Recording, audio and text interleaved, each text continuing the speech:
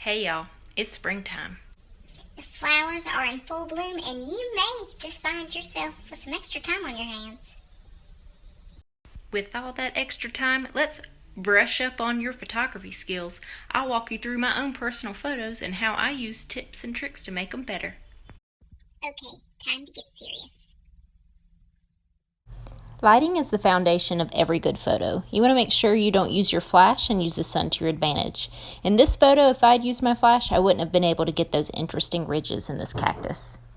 You want to make sure that you take your photos at the right time of day, at either sunset when the sun is low on the horizon. This is actually called the golden hour, and it tends to make your photos more striking. If you photograph in the middle of the day when the sun is high, it can make your photos seem whitewashed unless there are clouds that diffuse the sunlight. Next rule is the rule of thirds, which you can see in this photo is actually imagining your photo sliced into thirds both vertically and horizontally. You can actually turn on a grid like this on your phone to help you line up your photos. You can see in the next 3 photos how I've applied this rule. So the rule speaks to how you compose your photo using not only the balance of the subject matter, but the arrangement of textures, colors, and other elements that make up your images. The rule of thirds divides an image into a 3x3 grid and aligns the subjects or objects in the photo along the grid lines to help create balance. The next step to great photography is to make sure that your background is clean. So don't get so caught up into what's in the foreground of your photo that you forget about the background. So make sure to try to crop out those ugly power lines or those other hikers along the trail.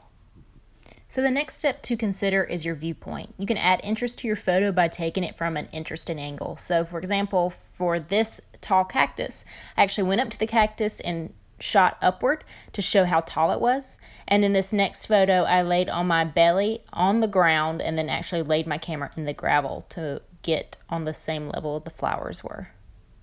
And then this photo was actually taken from inside a flower pot.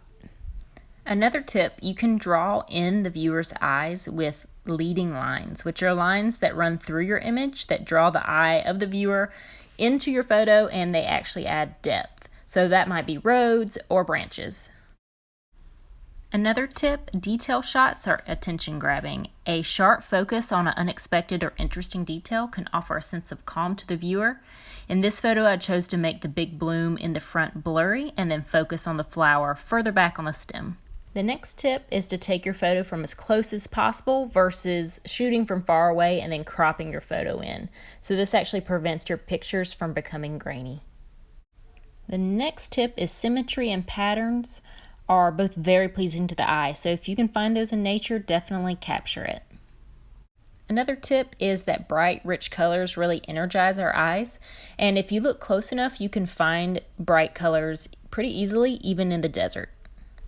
Another thing that I like to do is color match. So seeing a color in a flower and seeing that same color repeated in the background can really draw the viewer's eye. Sometimes you accidentally capture a great photo when you're trying to capture something else. Catching people or animals in relaxed versus posed positions can result in very captivating images. A tip when trying to capture animals in photos is to be patient. So it's best not to disturb animals in their natural habitat. I probably photographed this bee 20 times before I got this shot. Another tip to nature photography is to keep an eye out for the small stuff. So I was hiking along and almost didn't see these 2 snakes intertwined, and they were right in front of me. I hope that those tips and tricks were very helpful, and I hope that they help you to become one with nature. Special shout out to my resources. I used the Snapchat, I used the Instagram, and I used these other websites. Thanks.